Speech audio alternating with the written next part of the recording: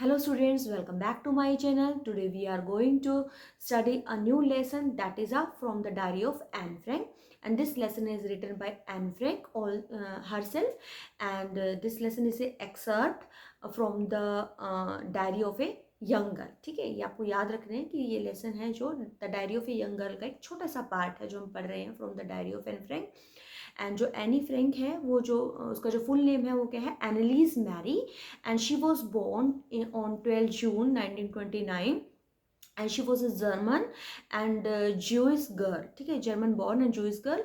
और जब ये डायरी वो राइट करती है तो जो उसकी फैमिली क्या होती है वो जब जर्मन में रह रहे थे तो नाजिस का अटैक हो जाता है, तो वो मतलब उनके ऊपर बहुत ज़्यादा इल ट्रीटमेंट करते हैं. तो वो अपने आप को मतलब जूस फैमिली के साथ बहुत ज़्यादा अत्याचार हो रहे होते हैं, तो वो अपने आप को एक हाइड कर लेते हैं, कॉन्सेंट्रेशन कैंप में हाइड कर लेते हैं. तो वहाँ पे क्या होता है, उसकी डेथ हो जाती है टाइफस की वजह से, एक मतलब कि इन्फेक्शियस डिजीज़ होता है. She was only 15 years at that time. तो जब वो हाइड कर लेते हैं अपनी फैमिली के साथ, तो वो क्या करती है उस टाइम में अपनी इमोशंस को, अपनी फीलिंग को बताने के लिए वो डायरी राइट करना शुरू कर देती है. ठीक है, तो जब उसकी डायरी की जो फर्स्ट एंट्री होती है वो 42 में होती है, 12 जून 1942 में होती है, और जो फाइनल एंट्री होती है वो 1 अगस्त 1944 में होती है. तो वो 2 ईयर्स तक वो डायरी राइट करती है. ठीक है, और एक चीज़ आपको ये याद रखनी है कि जो उसकी फैमिली में क्या होता है, जो उसके फादर का नाम क्या ओटो फ्रैंक है, तो जो उसके फादर ही उनकी फैमिली में से सिर्फ वही पर्सन होते हैं जो मतलब कि रिटर्न करते हैं. वो एक एम्स्टर्डम प्लेस होता है, वहाँ पे अपने आप को हाइड कर लेते हैं, और वहाँ पे उसकी जो सिस्टर होती है वो भी मर जाती है, एनी भी मर जाती है, तो सिर्फ उसके फादर ही बचते हैं. और उसके फादर को वहाँ पे एक डायरी मिलती है. ठीक है, वो डायरी क्या होता है कि जो एनी का जो पूरा एक अकाउंट होता है उसकी लाइफ का, वो किस उसकी जो फीलिंग्स होती है जो उसने एक्सप्रेस की थी. ठीक है, तो वो हम पढ़ेंगे इस लेसन में. और जो डायरी थी वो उसके फादर ने उसको 13 बर्थडे पर दी थी, और इस डायरी में वो क्रोनिकल इवेंट मतलब क्या है कि जैसे पहले 42, 43, 44 तक वो राइट कर रही है, तो पूरे सीरीज में मतलब कि सीक्वेंस में राइट कर रही होती है. और उसको एक मतलब कि डच लैंग्वेज में उसने राइट किया था, और उसके बाद उसको डिफरेंट लैंग्वेजेस में पब्लिश किया गया. और जो इस मतलब कि डायरी के ऊपर काफ़ी सारे टेलीविज़न शोज़ बन चुके हैं, मूवीज़ बन चुकी हैं. ठीक है, तो ये हम इस लेसन में अब पढ़ेंगे. ठीक है, तो आई थिंक ये सब था जो मैंने आपको बता दी है. एक ओवरव्यू है जो पढ़ने से पहले हमें थोड़ा सा पता होना चाहिए. तो जैसे लेसन बिगिन होता है तो कैसे होता है, writing in a diary is a really strange experience for someone like me, not only because I have never written anything before, but also because it seems to me then later on neither I nor anyone else will be interested in the musing of a 13-year-old school girl. वो कहते हैं कि writing diary करना एक really strange experience होता है, मतलब जैसे सबके साथ ही होता है. वो कहते हैं सर मेरे साथ नहीं, सभी के साथ ही ऐसा होता है जब राइटिंग करते हैं. लेकिन म्यूजिंग का मतलब जब थॉट करना, मतलब कि एक मतलब कि स्ट्रेंज चीज़ लगती है लोगों को जब भी वो देखते हैं कि 13 ईयर का एक मतलब कि पर्सन, मतलब कि एक बच्चा ही होता है ना, स्कूल गोइंग चाइल्ड होता है, 13 ईयर्स का बच्चा एक मतलब डायरी राइट कर रहा है. ओ वेल इट डजेंट मैटर. वो कहती है कि भाई मैटर नहीं करता मेरे लिए, मतलब कि मुझे राइटिंग फील करना था उसको. I have even greater need to get all kind of things off my chest. मतलब कि ऑफ माई चेस्ट मतलब क्या है कि राइटिंग उसके लिए ये था कि जो भी उसके माइंड में आएगा वो उसको सब कुछ राइट करना है. Paper has patience than people. मतलब ये बहुत इंपॉर्टेंट लाइन है कि पेपर में बहुत ज़्यादा पेशेंस होती है. अब क्या होता है कि यूजली हम कुछ बात अगर किसी से शेयर कर देता है वो मतलब छुपी नहीं रहती, लेकिन पेपर एक ऐसी चीज़ है अगर हम कुछ भी लिख देंगे तो वो उसमें सेफ रहेगा, वो चीज़ डिस्क्लोज नहीं होगी ना. I thought of this saying on one of those days when I was feeling a little depressed. और वो कहते हैं कि वो एक ऐसा टाइम था जब वो बहुत ज़्यादा डिप्रेस फील करती है. वो घर पर बैठी थी, जब उसके मतलब कि मतलब सोच रही होती है, बोर फील करती है, मतलब ऐसा लगता है उसके पास कोई नहीं है. तो उस टाइम वो सोचती है कि भाई उसको ना तो घर से बाहर जाना होता. तो फाइनली वो क्या करती है कि वो ओवर थिंकिंग करना शुरू कर देती है. ब्रूडिंग का तो ओवर थिंकिंग करना शुरू कर देती है कि पेपर में ज़्यादा पेशेंस होती है, वो सोचती है. और वो कहती है कि भाई I am not planning to let anyone else read. वो सोचते हैं कि भाई मैं किसी और को पढ़ने भी नहीं दूंगी ये. ठीक है, refer to as a diary. वो कहते हैं कि इसको डायरी कहने के बजाय वो उसको कहते हैं कि वो मेरे एक रियल फ्रेंड है. ठीक है, एंड इट प्रोबेबली वो not make a bit of difference कि जो फ्रेंड होता है और डायरी में उसमें कोई इसको डिफरेंस नहीं था. Now back to the point. वो कहते हैं कि वे मैं अपने पॉइंट पे आती हूँ. Prompted me to keep a diary in is first place, I don't have a friend. और वो फिर हमें बताती है कि वो डायरी इसलिए लिख रही है क्योंकि उसका कोई अच्छा ट्रू फ्रेंड नहीं था. Let me put it more clearly. फिर वो हमें कहती है कि भाई हमें थोड़ा और क्लियर करती हूँ. Since no one will believe that a 13-year-old girl is completely alone in the world. वो कहते हैं कि एक अनबिलीवेबल बात है कि 13 ईयर का जो पर्सन बच्चा है वो इस लाइफ में अकेले कैसे रह सकता है, ठीक है। वो कहती है कि मेरे पास लविंग पेरेंट्स भी हैं, 16-year-old सिस्टर भी है, और एक 30 पीपल भी हैं जिसको वो फ्रेंड कह सकती है। वो कहती है मेरे पास फैमिली भी है जिसमें लविंग आंट है, बहुत अच्छा घर है। No on the surface I seem to have everything. वो कहती है कि नहीं, सरफेस पे ऐसा लगता है कि मेरे पास सब कुछ है, ठीक है, except my one true friend. उसको कहते हैं सरफेस पे तो मेरे पास सब कुछ है, ठीक है, फैमिली भी है, फ्रेंड भी है, होम भी है, लेकिन कोई ट्रू फ्रेंड नहीं है। All I think about when I am with friends is having a good time. वो कहते हैं कि जब मैं अपने फ्रेंड के साथ बहुत अच्छा टाइम स्पेंड करती हूँ तभी मुझे लगता है कि भी सब कुछ अच्छा हो रहा है। I can't bring myself to talk about anything but ordinary everyday things. वो कहते हैं कि मेरी लाइफ में जो सब ऑर्डिनरी चीज़ें होती है सिर्फ मैं वही शेयर कर सकती हूँ, जो पर्सनल चीज़ें होती हैं वो मैं चीज़ें शेयर नहीं कर सकती हूँ, ठीक है। May be it's my fault. वो कहते हैं कि शायद मेरा ही फॉल्ट है। वी डोंट कन्फाइंड मतलब जो हम अपनी पर्सनल चीज़ें सबको नहीं बता सकते, ठीक है, मैं अपनी सबको अपनी पर्सनल चीज़ें नहीं बता सकती। In any case there is just how things are and unfortunately they are not liable to change, that is why I have started the diary. कहते हैं कि वो कुछ ऐसी चीज़ें होती हैं जो मैं लिखना चाहती हूँ, मतलब कि इसलिए मतलब मैंने डायरी शुरू की है कि वो कुछ ऐसी चीज़ें हैं जो अपनी बातें शेयर नहीं कर पाती, तो she thought she should have written the diary to enhance the image of his long awaited friend in my imagination. I don't want to jot down the facts in the diary the way most people would do, but I want the diary to be my friend. वो कहते हैं कि जैसे कुछ लोगों के मन में क्या था कि कुछ चीज़ें आती है वो डायरी में लिखना शुरू कर देते हैं एकदम से, लेकिन अब वो कहते हैं कि डायरी क्या है, मेरे लिए एक फ्रेंड है, ठीक है। ये नहीं कि सिर्फ उसको अपनी चीज़ें लिखनी है, जॉट डाउन करनी है, वो अपनी डायरी का एक नेम भी देती है जो बहुत इंपॉर्टेंट है, जो आपको नाम याद रखना है कि किटी। वो अपनी डायरी को नेम देती है kitty. And since no one would understand a word of my story of Kitty if I were to plunge right in, वो कहते हैं कि मेरी लाइफ के बारे में कोई इस तरीके से जान नहीं पाएगा अगर मैं डायरेक्टली ही जंप करती हूँ लिखना इसमें, ठीक है। तो वो कहते हैं कि अगर बेटर होगा तो मैं जब अपने बारे में थोड़ा सा लाइफ स्केच लिखूँ, ठीक है, as I dislike doing so. वो कहते हैं कि अगर मेरे को पसंद नहीं है सब लिखना, लेकिन बल्कि बेटर ये होगा कि मतलब मैं अपने बारे में लिखूँ। तो वो थोड़ा सा मैं इंट्रोड्यूस करती हूँ अपने बारे में। My father the most adorable father I have ever seen, कि जो मेरे फादर है बहुत अच्छे हैं, जो ऐसे फादर हो नहीं सकते, ठीक है। और मतलब कि उन्होंने मेरी मदर से तब तक शादी नहीं की थी जब तक वो 36 के नहीं थे, और मेरी मदर 25 की नहीं थी। जो मेरी सिस्टर है मार्गोट, आपको ये भी याद रखना है, was born in Frankfurt in Germany in 1926। I was born on 12 June 1929, ठीक है। 29 में उसका बर्न होता है, 26 मतलब उसके 3 years ओल्डर होती है ना, तो पहले उसका 26 में हो जाता है। I lived in Frankfurt, I was 4, जब तक वो 4 ईयर की तो वो फ्रैंकफर्ट में रहती है। And my father immigrated to Holland, जब उसके फादर हैं जब मतलब कि जैसे इमिग्रेट हो जाते हैं हॉलैंड में, तो जो उसकी मदर होती है एडिथ हॉलैंडर, फ्रैंक भी मतलब जब वो हॉलैंड में चले जाते हैं सितंबर में, मार्गोट भी। और मुझे वो कहती है कि अपनी दादी के साथ रखा गया था, और मार्गोट को हॉलैंड में दिसंबर में भेजा गया और मुझे फरवरी में भेजा गया। When I was plunked down on the table as a birthday present for Margot. और जैसे सितंबर में उसे भेजा गया और फिर फरवरी में उसे भेजा गया, जैसे उसका बर्थडे था तो एज ए गिफ्ट उसको भेजा गया वहाँ पे कि उसको वहाँ पे अच्छा लगेगा। I started right away at the Montessori nursery school. वो कहती है कि भी मैंने जब अपना स्कूल शुरू किया तो वो मोंटेसरी नर्सरी से शुरू किया। मोंटेसरी नर्सरी का मतलब क्या होता है, जब हम एक्टिविटीज़ बेस्ड लर्निंग करते हैं।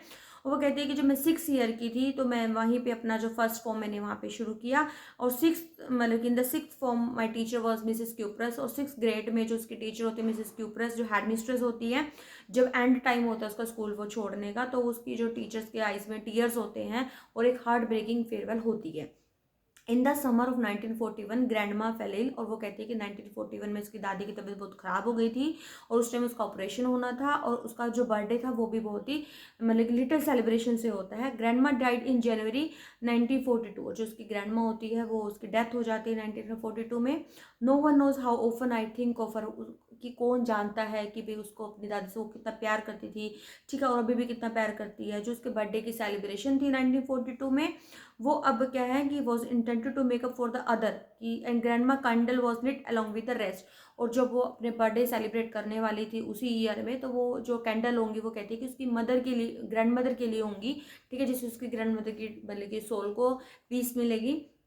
The 4 of us are still doing well. अब वो कहते हैं कि हम 4 बिल्कुल अच्छे से कर रहे थे सब कुछ। That brings me to a present date of 20 June 1942, the solemn dedication. Solemn मतलब कि सोमन वर्ड क्या, formal dedication of my diary, ठीक है। और मतलब जिस तरीके से सब कुछ सही चल रहा था वो अपनी डायरी में डेट डाल देती है 20 जून 1942, ठीक है। उसकी डेडिकेशन था, उसकी डायरी के लिए फॉर्मल डेडिकेशन था, और फिर वो डायरी राइट करना शुरू कर देती है। डियरेस्ट किटी, आपने देखो आप कहते हैं डियर फ्रेंड जैसे लिखते हैं किसी को भी, तो लेकिन वो अपनी डायरी को अपना ट्रू फ्रेंड मान लिया, तो इसलिए वो कैसे शुरू करें, dearest Kitty, our entire class is quaking in its bots.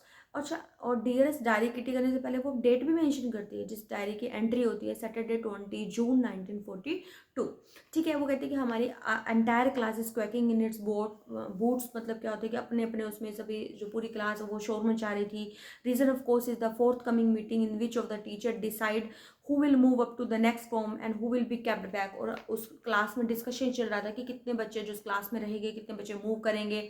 Half the class is making bet, और हाफ क्लास मतलब बेट लगा रही थी कि जो जीएन है एंड मतलब कि I laugh over silly at the two boys behind us, C N and Jacques, and who have stake क्या होता है जब हम किसी को शर्त लगाते हैं, their entire holiday saving on their bet from morning to night, it's you are going to pass, no I am not and yes you are. मतलब कि उनके क्लास में आपस में डिस्कशन चलता कि ये बच्चे पास होंगे, वो कहता कि नहीं ये बच्चे पास होंगे। ठीक है, तो इस तरीके से डिस्कशन चल रहा था। Pleading glasses my angry outburst can't calm then down, if you ask me there are so many dummies क्या होता है, stupids, and that about a quarter of the class should be kept back, and but teachers are the most unpredictable creature on the earth। और फिर वो ये कहते हैं कि अगर मेरे से पूछा जाए तो मैं ये कहूँगी बहुत सारे स्टूपिड हैं जो इस क्लास में ही रहने चाहिए। ठीक है, टीचर एक ऐसी क्रिएचर होती है हमारे घर पे, अनप्रडिक्टेबल क्रिएचर होती है teacher. I am not so worried about my girl friends and my self. वो कहती है कि मुझे बिल्कुल भी टेंशन नहीं हो रही थी कि अपने फ्रेंड्स के बारे में, वी विल मेक इट, कि भी हो जाएगा जो होगा। The only subject I am not sure about it's math. वो कहती है कि मुझे हर सब्जेक्ट की छोटी थी कि मैं सब सब्जेक्ट में पास हो जाऊंगी, सिर्फ उसको छोटी किसकी नहीं थी, मैथ्स की नहीं थी। Anyway all we can do is wait. वो कहती है कि अब चलो हम वेट कर सकते हैं, until then we keep telling each other not to lose heart. और तब तक हम सब आपस में एक दूसरे को ये कह रहे थे कि हमें मतलब कि लॉस नहीं करना चाहिए, मतलब कि दिल नहीं तोड़ना चाहिए। And I get along pretty well with my teachers, और मतलब हम सभी अपने टीचर से बड़े घुल मिले हुए थे। And Mrs there are 9 of them, हम में से 9 थे जिसमें 7 मैन थे और 2 वुमेन थे। मिस्टर केसिंग द ओल्ड फौजी, फौजी क्या होता है, ओल्ड फैशन पर्सन होता है, हु टीचर्स मैथ, जो हमें मैथ पढ़ाता है। ठीक है, ये मैं मिस्टर केसिंग का नाम याद रखना है। Was annoyed with the 4 ages because I talk so much. ठीक है, वो बहुत ही हमसे नाराज रहता था क्योंकि हम बहुत ज़्यादा जोर से बोलते थे। काफ़ी वार्निंग्स के बाद भी वो हमें असाइन कर देता था एक्स्ट्रा होमवर्क, और एक ऐसे उसने मुझे लिखने के लिए दे दिया क्योंकि हम बहुत ज़्यादा शोर करते थे। उन्होंने ऐसे क्या दिया मिस्टर कैसिंग ने, a chatter box, what can you write about that. और फिर वो कहते हैं चैटर बॉक्स देने के बाद कि अब बताओ तुम क्या राइट कर सकते हो, I would worry about that letter, I decide I jot it down. वो कहते हैं कि मुझे थोड़ी चिंता हुई कि मुझे क्या राइट करना है, लेकिन वो कहते हैं कि भाई मैंने लिखना शुरू कर दिया and tucked in it my bag, and मैंने उसको अपने बैग में रख लिया and try to keep quiet. और फिर मतलब मैं चुप रही। That everything I had finish the rest of my homework, जैसे मैं अपना बचा हुआ काम कर लिया। Not about the essay caught my eyes, I begin thinking about the subject while chewing the tip of my fountain pen. जैसे उसने पेन चबाना शुरू कर, कुछ हम लिखते टाइम सोचना शुरू करते हैं, पेन चबाना शुरू करते, तो वो इस तरीके से करती है। Any one could ramble on मतलब क्या होता है कि बिना किसी सोच समझ के बहुत टाइम तक लिखना। Leave big spaces between the words, मैंने स्पेस छोड़ दिया लिखने में। Tricks was to come up with convincing argument to prove the necessity of talking, कि मैं प्रूव करना चाहती थी कि बोलने का मतलब कि फ़ायदा भी होता है। आई थॉट एंड थॉट, मैंने सोचा बहुत सोचा। सडनली उसके मन में एक आइडिया आया, उसने 3 पेजेस लिख दिए मिस्टर कैसिंग के लिए जो उसने असाइन किए थे, और वो सेटिस्फाइड थे। I argued that talking is a student trait. वो कहते हैं कि जो बातें करना वो तो एक स्टूडेंट की ट्रेट होती है, ठीक है, क्वालिटी होती है। I would do my best to keep it under control, but that I would never be able to cure myself of the habit since my mother talked so much as I did not more, and that there is not much you can do about inherited trait। वो कहते हैं कि भी मैं बहुत कोशिश करती हूँ कि भी मैं चुप रहूँ, लेकिन वो तो इसके एक मतलब इनहेरिटेड ट्रेट होती है जिसको उसकी मदर से ही मिली हुई है बोलने वाली ट्रेट, तो उसमें वो क्या कर सकती है। Mister casing had a good laugh at my argument. तो जो उसका टीचर होता है, अब देखो जवाब देखो उसने क्या दिया कि भाई वो तो उसकी उसकी मदर से वो क्वालिटी मिली है कि वो ज़्यादा बोलती है, तो ठीक है इसमें वो क्या कर सकती है। तो मिस्टर केसिंग इस बात पे बहुत ज़्यादा हंसता है। But when I proceeded to talk my way through the next lesson, जैसे वो बोलना शुरू करती है तो ही सेंड मी ए सेकेंड ऐसे, जैसे वो अपनी बात को समझाने की कोशिश करते तो उसको एक सेकेंड ऐसे लिखना शुरू कर दे देता है, और उस ऐसे का नाम क्या होता है, इनकॉरिजिबल चैटर बॉक्स। ठीक है, इनकॉरिजिबल मतलब इसको करेक्ट नहीं किया जा सकता। I handed it in and mister Casing had nothing to complain about for 2 whole lessons. However, during the 3rd lesson, he would finally had enough, and Annie Frank as punishment for talking in class, जैसे वो दोबारा लिखना शुरू कर देती है, वो उसको फिर एक और दे देता है, मतलब कि एंटाइटल कर देता है क्लास में कि तुम्हें quake quake quake said mister chatter box के ऊपर लिखना होगा। ठीक है, एंड द क्लास रोयड, अब क्लास बहुत ज़्यादा हंसना शुरू कर देती है। क्यों? पहले तो वो उसको चैटर बॉक्स के ऊपर देना शुरू करता है, फिर इनकॉरिजेबल चैटर बॉक्स, फिर क्वैक क्वैक क्वैक बोल के साथ मिस्ट्रेस चैटर बॉक्स पे देता है वो, ठीक है। वो उसको इसलिए देता है कि ताकि वो बोलना बंद कर दे, लेकिन अब पूरी क्लास हंसना शुरू करती है। I had to laugh too, उसको भी हंसना आता है, ठीक है। And I would nearly exhausted my ingenuity, ingenuity मतलब कि ओरिजिनलिटी के ऊपर on the topic of chatter box, ठीक है। अब उसको भी ये होता है कि अब मैं क्या राइट करूँ, तो it was time to come up with the something else. अब वो लिख लिख के बहुत थक चुकी थी, 2 बार ऐसे लिख चुकी थी बोलने के ऊपर, तो वो कुछ सोचती कि मैं कुछ एक्स्ट्रा लिखूंगी, अलग लिखूंगी, समथिंग ओरिजिनल। मेरे फ्रेंड्स, जो मेरा फ्रेंड होता है उसका Sam, who is good at poetry, वो उसका फ्रेंड होता है, बहुत अच्छा होता है पोइट्री में, and offer to help me write the essay from the beginning to end in verse. और जो उसका फ्रेंड होता है सेन, अब ये भी याद रखना है कि उसका जो कौन सा फ्रेंड है जो हेल्प करता है, सेन, कि उसको बिगनिंग से एंड तक लिखने में हेल्प करता है। आई जम्प फॉर जॉय, और वो कहते हैं कि बड़े यहाँ पे खुशी हो रही थी लिखने में। Mister Keesing was trying to play a joke on me with this ridiculous subject, but I would make sure the joke was on him. वो कहते हैं कि भाई वो तो मुझे मेरे ऊपर मेरा मजाक उड़ाना चाहता था ना, अब मैं इस तरीके से लिखूंगी कि वो मजाक उसी का बन के रह जाएगा। I finished my poem and it was beautiful, और मैंने अपनी पोएम फिनिश करी और वो बहुत ही ब्यूटीफुल थी। It was about a mother duck and a father swan, और वो अब एक पोएम राइट करती है जिसमें एक मदर डक होती है और एक फादर स्वैन होता है, ठीक है। 3 बेबी डकलिंग्स होते हैं जिसमें, और वो बहुत ज़्यादा क्वैक करते हैं। Luckily mister Keesing took the joke the right way, sorry यहाँ से रह गया हमारा, कि एक मतलब कि मदर डक होती है और एक फादर स्वैन होते हैं, और उनके 3 बेबी सकलिंग्स होते हैं, और जिनको who were beaten to death by the father because they quack too much, और उसके फादर ने ही उनको मार दिया क्योंकि वो बहुत ज़्यादा मतलब बातें करते थे। मतलब कितनी मतलब बड़ी बात लिखी है उसने कि भाई एक मदर है, एक फादर है, और बच्चे उसके ज़्यादा बोलते तो फादर ने उसको मार डाला। तो that means luckily mister Keesing took the joke the right way. अब मिस्टर कैसिंग ने इस जॉक को एक राइट डायरेक्शन में लिया जो वो उसको समझाना चाह रही थी। And he read the poem to the lesson, और ये जो पोएम टू द क्लास, और वो जो पोएम है पूरी क्लास में पढ़ता है। And adding his own comments and to several other classes is well, और फिर वो अपने जो कमेंट भी देता है, अदर क्लासेस में भी बताता है। Since then I have been allowed to talk, I have been assigned my extra homework, और मतलब कि उस दिन से उसको बोलने की परमिशन भी मिल जाती है जब ये वो पोएम लिखती है, और उसको एक्स्ट्रा होमवर्क भी नहीं दिया जाता, ठीक है। ऑन द कॉन्ट्रेरी, इसके अलावा जो मिस्टर कैसिंग थे वो हमेशा मतलब कि जॉक भी करने लगे क्लास में। और फिर डायरी के बाद वो क्या करते हैं, yours any extract from the diary of A younger, ठीक है, विद अ सिंगल एडेप्टेशन। तो हमें ये याद रखना है कि जो ये डायरी उसने लिखी है एन फ्रैंक ने, वो एक एक्सट्रैक्ट है फ्रॉम द मतलब कि डायरी ऑफ ए यंगर में से लिया गया है, ठीक है। तो इस तरीके से वो एक मैसेज देना चाहती थी कि भाई जो बच्चों को बोलने के लिए मना करते हैं, जो बच्चे टॉकेटिव होते हैं, हम बोलते हैं ना चुप हो जाओ, कि क्वाइट या साइलेंट जो भी है, तो वो हम बच्चों को बोलने देते हैं, और जिसमें टीचर बोलते हैं कि उनको और एक्स्ट्रा पनिशमेंट देते हैं, तो वो मतलब कि बच्चों की भी एक इनहेरिट होता है, और बच्चों को भी एक राइट मिलना चाहिए कि वो अपनी बातों को शेयर कर पाएँ, ठीक है। तो तब से जब वो पोएम लिखती है, लिखने के बाद मिस्टर केसिंग में बहुत ज़्यादा चेंज आता है, ठीक है। वो भी समझ गया था कि बच्चे को भी राइट होता है अपनी बात को कन्वे करने का। तो हमें ये सब याद रखना है इस बारे में कि टीचर का नाम क्या था, मिस्टर कैसिंग था, मैथ का टीचर था, ठीक है। पोएम में वो मदर डक और 3 डकलिंग्स के बारे में बताती है। डायरी का नाम किटी था, ठीक है। 1942 में इसकी जो फर्स्ट एंट्री थी, 1944 में इसकी लास्ट एंट्री थी। शी वॉज 15 ईयर्स की थी जब वो डाइड हो जाती है, ठीक है। टाइफस से उसकी डेथ हो जाती है मरियनी की, ठीक है। उसकी जो यंगर सिस्टर थी वो 3 ईयर्स ओल्डर थी। फादर ऑटो फ्रैंकी थे, जो सिर्फ उसमें मतलब कि जो उनके जो कॉन्सेंट्रेशन जो कैंप था उसमें जो बच जाते हैं वो सिर्फ वही थे, ठीक है। और जब ये मतलब कि सीन हुआ था तो वो जर्मनी में वर्ल्ड वार सेकंड के टाइम में मतलब कि नाचिस ने ओवरकम कर रखा था। तो ये मेन पॉइंट्स हमें अपने माइंड में याद रखने हैं, ठीक है। ओके, होपफुली आपको समझ में आ गया होगा। Okay, bye bye, meet you next video.